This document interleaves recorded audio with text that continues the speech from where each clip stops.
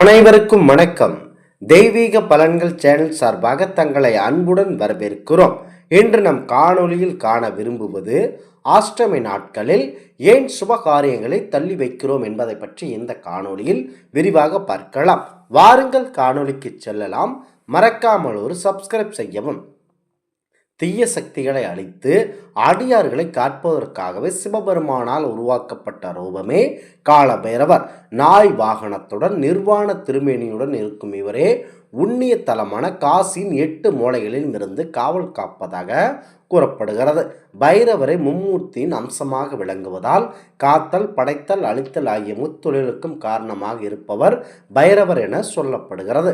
அஷ்டமி என்பது பைரவருக்குரிய வழிபாட்டு நாளாகும். வளர்பிறை அஷ்டமி நாளில் கால பைரவர் அல்லது சொர்ண பைரவரை வழிபடலாம். தேய்பிறையிலும் இதனை செய்யலாம். கால பைரவரை போற்றி 108 முறை போற்றி அல்லது 1008 முறை பாராயணம் செய்யலாம்.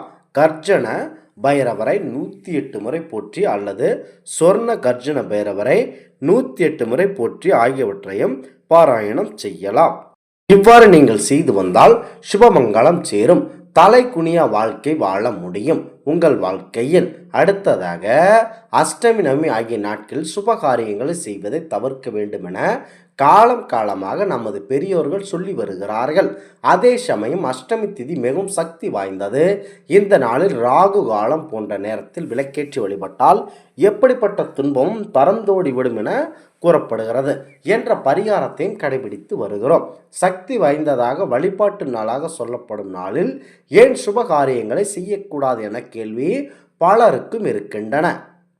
ஆனால் கிருஷ்ணர் பிறந்த அஷ்டமி தினத்தை கோகுலாஷ்டமி, கிருஷ்ண ஜெயந்தி என்றும், ராமர் பிறந்த நவமி ராமநவமி எனும் விழாவாக கொண்டாடுகின்றனர். இதனால் அஷ்டமி நவமியும் கொண்டாடப்பட வேண்டிய நாட்களா அல்லது ஒதுக்கப்பட வேண்டிய நாட்களா? இந்த நாட்களில் சுப காரியங்களை செய்யக்கூடாததற்கு எந்த விஷயத்தையும் துவங்க வேண்டாம் என சொல்வதற்கும் என்ன காரணம் என்பதை பற்றி பார்க்கலாம். உலகத்தில் உள்ள அனைத்து ஜீவராசிகளுக்கும் உணவு, உடை போன்ற அனைத்து விதமான செல்வங்கள், ஐஸ்வர்யங்களை அள்ளித்தரக்கூடிய அஷ்டலட்சுமிகள் தான். அனைத்திற்கும் லட்சுமி கடாட்சம் வேண்டும் என்று சொல்வார்கள். பொதுவாக லட்சுமி தேவி என்றதும் அனைவருக்கும் செல்வம் தான் நினைவிற்கு வரும்.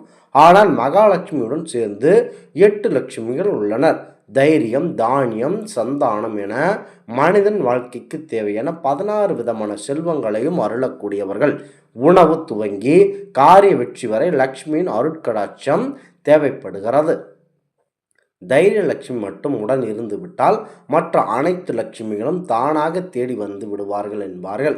ஆனால் இந்த 8 விதமான லட்சுமிகளும் சிவரூபமான சொர்ண பைரவரின் அருளை பெற்று அதன் மூலம் கிடைத்த அருட்சக்தியை கொண்டு தான் உலக உயிர்களை காத்து வருகின்றனர். இந்த அஷ்டலட்சுமிகளும் அஷ்டதிதி அன்று தான் பைரவரை வணங்கி பூஜை செய்து தங்களின் சக்திகளை புதுப்பித்து பெருக்கிக் கொள்வதாக ஐதீகமாக இருக்கின்றன. அஷ்டலட்சுமிகளும் வழிபாட்டில் ஈடுபடுவதால் அஷ்டமி நாளில் நடத்தப்படும் யாகம், பூஜை, ஹோமம், திருமணம் என எந்த சுபகாரியத்திற்கும் 8 லட்சுமிகளும் தங்களின் அருளை வழங்க மாட்டார்கள். அஷ்டலட்சுமிகளின் அருட்பார்வை இல்லை என்றால் அந்த காரியம் எவ்வாறு மங்களகரமாக அமையும்? அதனால்தான் அஷ்டமி திதியில் சுப காரியங்களை செய்வதை தவிர்க்க வேண்டும் என்கின்றனர். அதோடு அஷ்டலட்சுமிகளை வழிபட்டு தங்களின் அருளை பெருத்து கொள்ளும் பேருளாக விளங்கும் பைரவரை நாமும் வழிபட்டால் நலம் பெறலாம் என புராணங்கள் சொல்லுகின்றன. அஷ்டமி நாளில் நாமும் பைரவரை வழிபாட்டை மேற்கொண்டால் அஷ்ட ஐஸ்வர்யங்களும் கிடைக்கும். துஷ்ட சக்திகள் விரட்டியடிக்கப்படும் என்பது ஐதீகம். நல்லவை வளர வேண்டும் என்பதற்காக தேய்பிறை அஷ்டமி நாட்களில் தான் நீங்கள் முக்கியத்துவமாக வணங்க வேண்டும். அத்தகைய தேய்பிறையில் வரும் அஷ்டமி நாட்களில் பைரவரை வழிபட்டால் பாவங்கள், தீமைகள் அழிந்து நல்லெண்ணம் எல்லாம் கிடைக்கும் என ஆச்சாரிய மக்கள் கூறுகின்றனர்.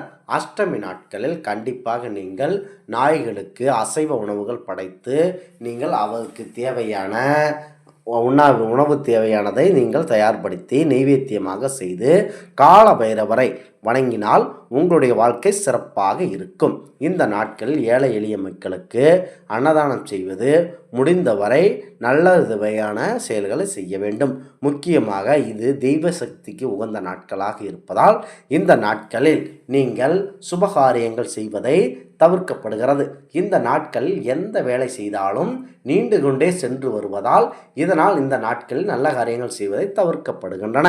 இந்த ஆன்மீக தகவல் உங்களுக்கு பிடித்து இருந்தால் தெய்வீக பலன்கள் சேனலை கண்டிப்பாக சப்ஸ்கிரைப் செய்து கொள்ளவும். மீண்டும் ஒரு நல்லதொரு காணொளியில் உங்களை சந்திக்கிறோம். நன்றி, வணக்கம்.